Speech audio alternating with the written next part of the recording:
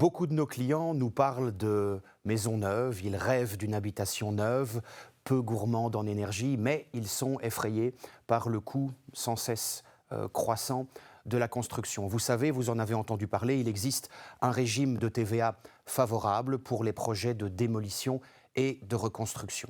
Concrètement, l'idée est simple, le projet c'est de détruire un immeuble et de reconstruire un logement sur la même parcelle cadastrale. La bonne nouvelle, la première du jour, c'est que l'immeuble qui doit être détruit ne doit pas nécessairement être un logement. Ce peut être un atelier, ce peut être un vieux moulin, une grange, une usine, peu importe.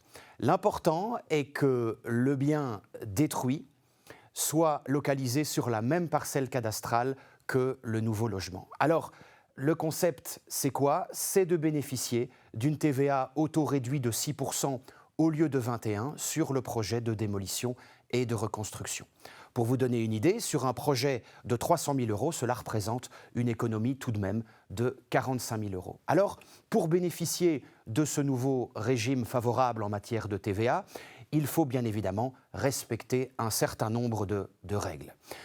La première règle, elle concerne la superficie du nouveau logement. Et là, j'attire votre attention sur l'importance de distinguer deux hypothèses. Dans la première hypothèse, la personne physique va être le maître de l'ouvrage. C'est elle qui va elle-même diligenter la destruction du bâtiment existant et la reconstruction du nouveau logement. Dans cette hypothèse, il y a une exigence de superficie maximale pour le nouveau logement reconstruit et cette exigence, c'est une superficie qui n'excède pas 200 mètres carrés. La seconde hypothèse est celle dans laquelle la personne physique va faire appel à un promoteur qui va lui vendre un bien sur plan ou clé sur porte. Et dans cette hypothèse, la superficie maximale du nouveau logement ne peut excéder 175 mètres carrés. Donc il y a là déjà une distinction entre deux situations. Les critères d'application du nouveau régime sont assez stricts. Ils concernent des personnes physiques qui s'engagent à placer leur domicile dans le nouveau bien reconstruit et à y rester domiciliés pendant 5 ans, et plus spécifiquement jusqu'au 31 décembre de la 5e année qui suit celle de l'emménagement dans le bien. Bien entendu, ce régime de faveur doit concerner l'acquisition d'un bien qui est l'habitation propre et unique de l'acquéreur. 5 petites spécificités sur lesquelles j'aimerais attirer votre attention très rapidement.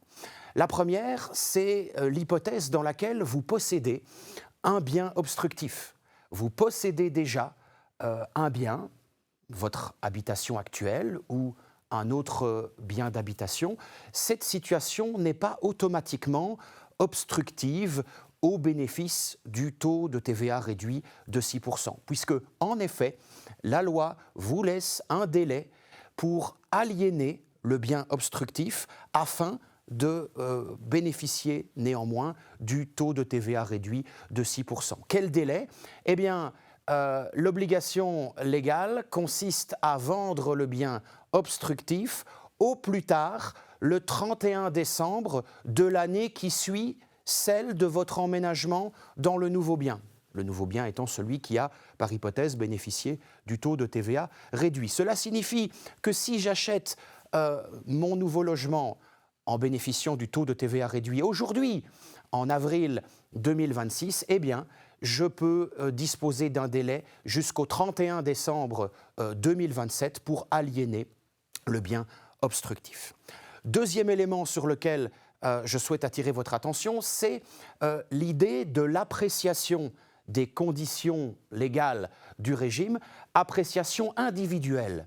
Cela signifie que si deux personnes, deux partenaires, deux époux, deux cohabitants légaux achètent ensemble un bien dans le cadre de ce régime de destruction-reconstruction, l'appréciation des conditions légales s'opérera individuellement dans le chef de chacun des partenaires. Cela signifie que l'on pourrait très bien imaginer, dans l'hypothèse d'une acquisition 50-50 par monsieur et madame, que la quote-part des droits acquis par madame soit taxée à 21% de TVA, si d'aventure elle ne respecte pas les conditions d'habitation propre et unique, de logement dans le bien, et d'autre part que les 50% du bien acquis par monsieur soient quant à eux sous le régime du taux de TVA réduit. Donc ça, c'est une évolution depuis l'été 2025, juillet 2025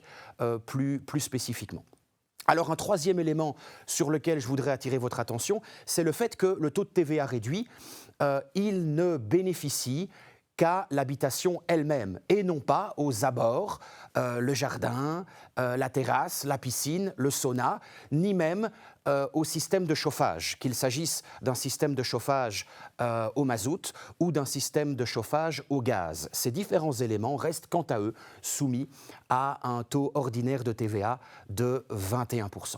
Enfin, le dernier élément sur lequel je veux attirer votre attention, c'est un élément de procédure. Il est important de documenter l'opération. Le bénéfice du taux réduit de TVA ne s'obtient pas comme cela, tout simplement en le demandant à votre entrepreneur. Il est important de déposer, d'introduire une déclaration spécifique via le portail MyMinFin avant que la première facture ne vous soit adressée.